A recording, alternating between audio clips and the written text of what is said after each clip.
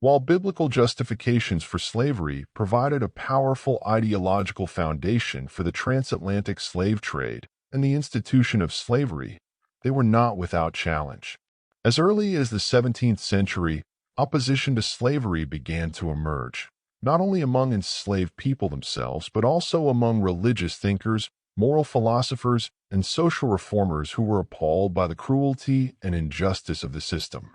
The struggle against slavery culminated in the abolitionist movements of the 18th and 19th centuries, which played a key role in the eventual dismantling of slavery in the Americas and Europe. In this part, we will explore the emergence of abolitionist thought and action, focusing on the theological and moral arguments that were advanced in opposition to slavery. We will examine how religious leaders, both in Europe and in the Americas, rejected the biblical justifications for slavery that had been so influential in earlier centuries. We will also discuss how enslaved Africans resisted their bondage, drawing on their own religious and spiritual traditions to challenge the moral legitimacy of slavery. Finally, we will consider the long-term impact of these abolitionist movements and the ways in which the struggle against slavery shaped modern debates about race, freedom, and justice. From the very beginning of the transatlantic slave trade, there were individuals and groups who opposed the practice. While the majority of European governments and religious institutions condoned or actively supported the trade, some voices spoke out against the enslavement of Africans. These early opponents of slavery were often motivated by religious convictions, as they believed that the institution of slavery was incompatible with the teachings of Christianity. One of the earliest and most notable critics of the slave trade was the Spanish Dominican friar Bartolomé de las Casas. Initially a supporter of African slavery, Las Casas became a fierce advocate for the rights of indigenous people in the Americas after witnessing the brutal treatment of Native Americans by Spanish colonists. In his later writings, he condemned both the enslavement of indigenous people and Africans, arguing that all human beings, regardless of their race or ethnicity, were entitled to the same dignity and rights. Las Casas' writings, while influential in certain circles, were largely ignored by the Spanish crown, which continued to profit from the enslavement of Africans and Native Americans. In the Protestant world, the Quakers, also known as the Religious Society of Friends, were among the first groups to take a stand against slavery. From their founding in the mid-17th century, the Quakers emphasized the equality of all people before God, a belief that led them to reject the institution of slavery. In 1688, a group of Quakers in Germantown, Pennsylvania, issued a formal protest against slavery, arguing that the practice was inconsistent with Christian principles of love and justice. This Germantown protest is often regarded as one of the earliest documented anti-slavery statements in North America, and it laid the groundwork for the Quakers' later involvement in the abolitionist movement. As the Enlightenment spread across Europe in the 18th century, the moral and philosophical foundations of slavery came under increasing scrutiny. Enlightenment thinkers such as John Locke, Jean-Jacques Rousseau, and Montesquieu challenged traditional hierarchies and emphasized the importance of individual liberty and equality. Although not all Enlightenment thinkers were consistent in their opposition to slavery, Locke, for example, held shares in the Royal African Company, which traded in enslaved Africans. Many of their ideas were later taken up by abolitionists to argue for the end of slavery. While Enlightenment thought provided a secular critique of slavery, the most powerful and sustained opposition to the institution came from religious leaders and movements. Beginning in the 18th century, a growing number of Christian theologians, ministers, and lay people began to question the moral legitimacy of slavery, often citing the very same Bible that had been used to justify the practice.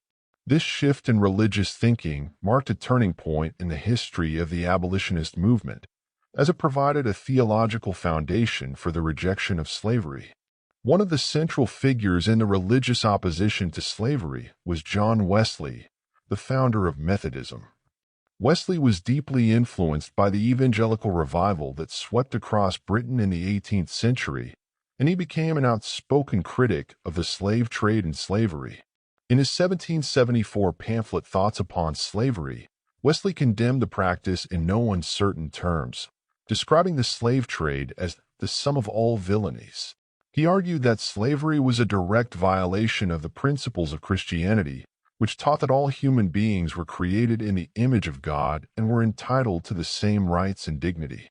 Wesley's moral outrage was rooted in his belief that the gospel demanded justice and compassion for the oppressed, and he called on his fellow Christians to take a stand against the slave trade. Wesley's critique of slavery was echoed by other evangelical leaders of the time, including George Whitefield and Charles Wesley. Although Whitefield, like many of his contemporaries, had initially supported the institution of slavery, he became increasingly uncomfortable with the brutality of the system and began to advocate for the humane treatment of enslaved people. This ambivalence was common among evangelical preachers who were torn between their theological commitment to human equality and the economic realities of the plantation economy. Nevertheless, the growing evangelical movement played a key role in galvanizing opposition to slavery, particularly in Britain and the American colonies. In addition to evangelical Christians, other religious groups also took a stand against slavery. The Moravians, a Protestant denomination with strong missionary ties to enslaved communities in the Caribbean, were among the first to challenge the moral legitimacy of slavery. Moravian missionaries, who had initially worked within the constraints of the slave system, began to question the institution after witnessing the suffering of enslaved people firsthand. By the late 18th century, Moravian leaders were calling for the abolition of slavery, arguing that it was incompatible with Christian teachings. Another important religious group in the fight against slavery was the abolitionist wing of the Church of England, particularly among the Clapham sect, a group of evangelical Anglican reformers. Prominent members of this group included William Wilberforce, Henry Thornton, and Hannah More. Wilberforce, in particular, became the face of the British abolitionist movement, using his position in Parliament to advocate for the end of the slave trade. Wilberforce's deep Christian convictions drove his commitment to the abolitionist cause, and he frequently invoked biblical principles in his speeches and writings. In his view, slavery was not only a social and economic evil, but a profound moral sin that violated the core tenets of Christianity. The influence of Christian abolitionists was not limited to Britain. In the United States, religious leaders also played a crucial role in the growing abolitionist movement. Among the most prominent of these leaders was Theodore Dwight Weld, an evangelical minister who became one of the leading voices in the American abolitionist movement. Weld's 1839 publication, The Bible Against Slavery, sought to counter the pro-slavery interpretations of the Bible that were common in the southern states. Weld argued that the Bible, properly understood, did not condone slavery and that Christian principles demanded the immediate abolition of the institution. His work was widely circulated among abolitionists and helped to strengthen the religious case against slavery in the United States. Religious opposition to slavery was not limited to white abolitionists. Enslaved Africans and free black people also drew on their Christian faith to challenge the institution of slavery. African American preachers such as Richard Allen, Absalom Jones, and Nat Turner invoked biblical themes of liberation and justice in their sermons, calling on their communities to resist the dehumanizing effects of slavery. For many enslaved people, Christianity became a source of hope and resistance, as they identified with the biblical narratives of the Israelites' deliverance from bondage in Egypt and Christ's promise of salvation for the oppressed. In the African American religious tradition, the figure of Moses became a powerful symbol of liberation. Enslaved people drew parallels between their own condition and that of the Israelites in the Old Testament, seeing themselves as God's chosen people who would one day be delivered from bondage. Spirituals, songs that were sung by enslaved people in the fields and during religious gatherings, often contained coded messages of resistance and hope for freedom. These songs, such as Go Down, Moses, and Swing Low, Sweet Chariot, expressed a deep faith in divine justice and the belief that God would eventually intervene to end their suffering. As religious opposition to slavery grew, It began to coalesce into organized abolitionist movements, both in Europe and in the Americas. These movements were driven by a combination of moral outrage, religious conviction, and political activism, and they played a key role in bringing about the eventual end of the transatlantic slave trade and the institution of slavery itself. In Britain, the abolitionist movement gained momentum in the late 18th century as public opinion began to shift against the slave trade.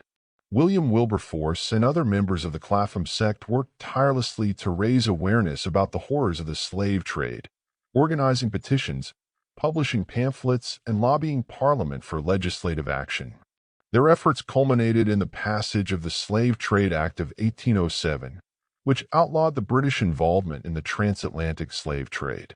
While this law did not abolish slavery itself, it marked a significant victory for the abolitionist cause and set the stage for further reforms. In the United States, the abolitionist movement was deeply divided along regional lines. While many northern states had begun to move toward the gradual abolition of slavery in the late 18th and early 19th centuries, the southern states remained heavily invested in the institution. While the British Slave Trade Act of 1807 was a significant step toward the end of the transatlantic slave trade, it was not the end of the fight against slavery. Abolitionists understood that outlawing the trade itself did not immediately result in the emancipation of those already enslaved, nor did it end the institution of slavery across the world. The abolition of slavery in the British Empire came only after decades of further activism, culminating in the passage of the Slavery Abolition Act in 1833, which legally freed all enslaved people within British colonies. Even after this legal victory, the economic and social legacy of slavery remained strong, and emancipation itself was often accompanied by significant restrictions, including apprenticeship periods in which freed individuals were still forced to work under oppressive conditions. In the United States, the abolitionist movement was even more fraught with tension, as the Southern economy and social structure were built on the foundations of slavery. Abolitionists in the North, many of whom were influenced by Christian teachings, continued to press for emancipation, often at great personal risk.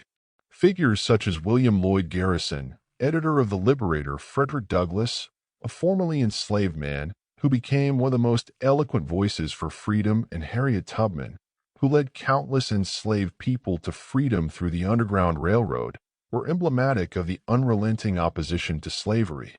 Religious arguments remained central to the abolitionist cause in the United States.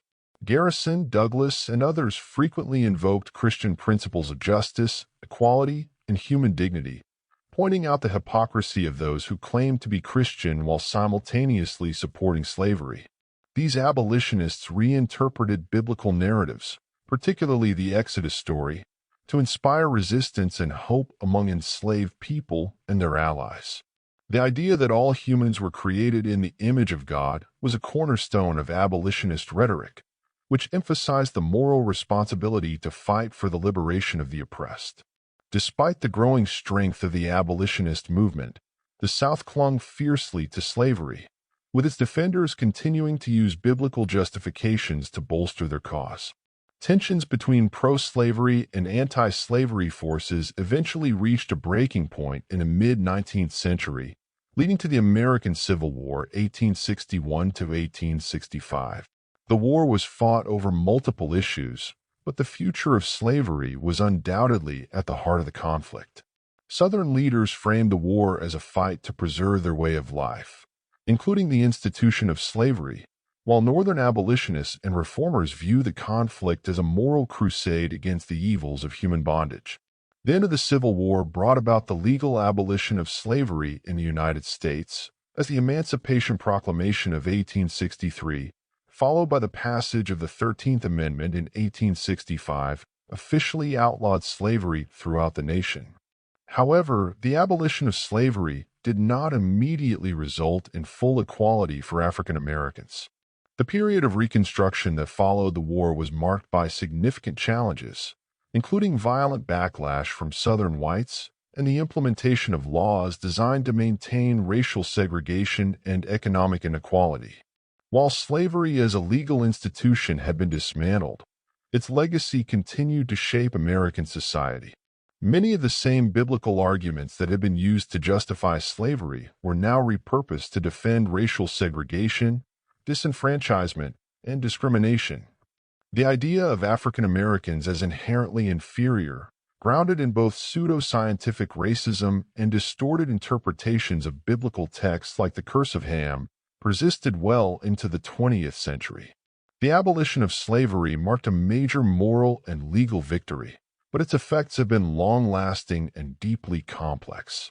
The theological and moral debates surrounding slavery left an indelible imprint on both the church and society, particularly in regions that have been heavily reliant on slave labor.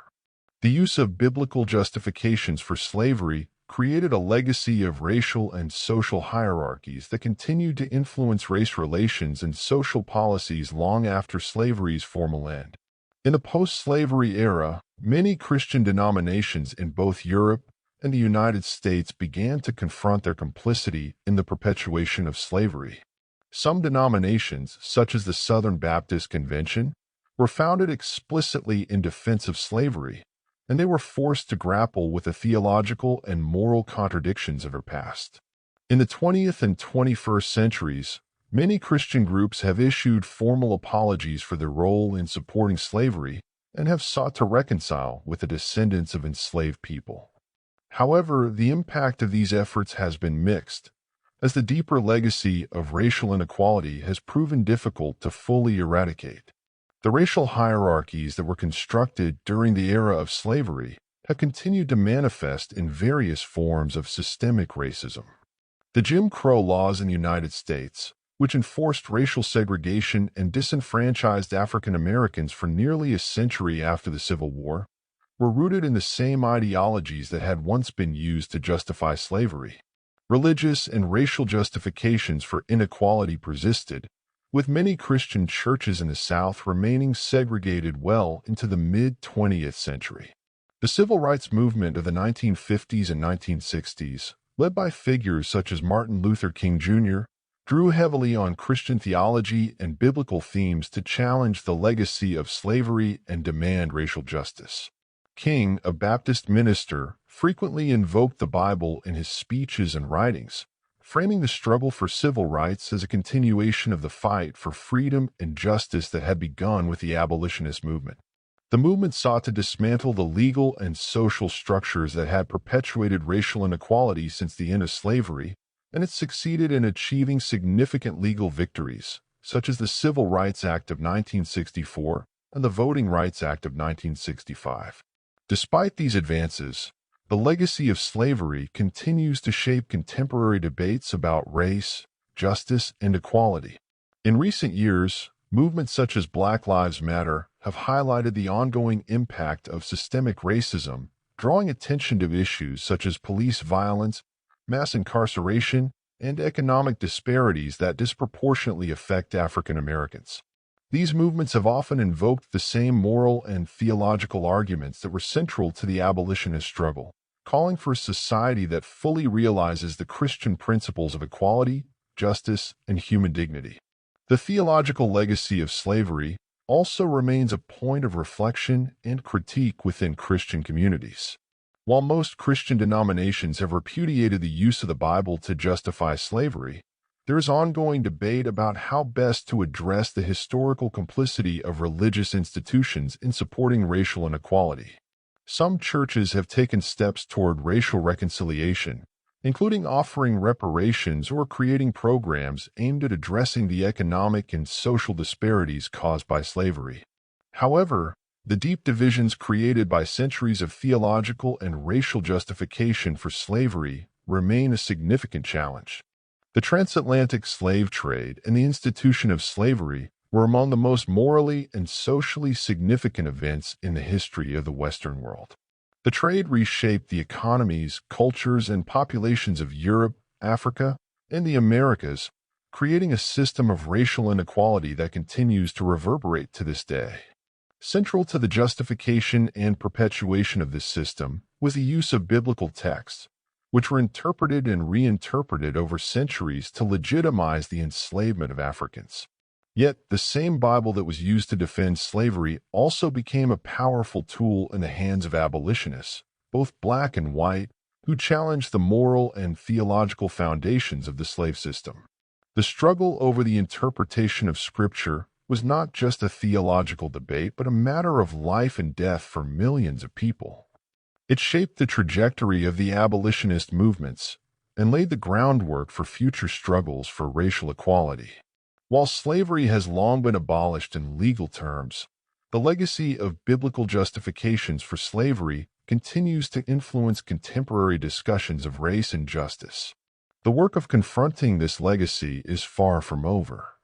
As society continues to grapple with the enduring impact of slavery, the moral and theological lessons of the abolitionist movement serve as a reminder that the fight for justice and equality is ongoing, and that the Scriptures can be wielded both as instruments of oppression and as tools for liberation.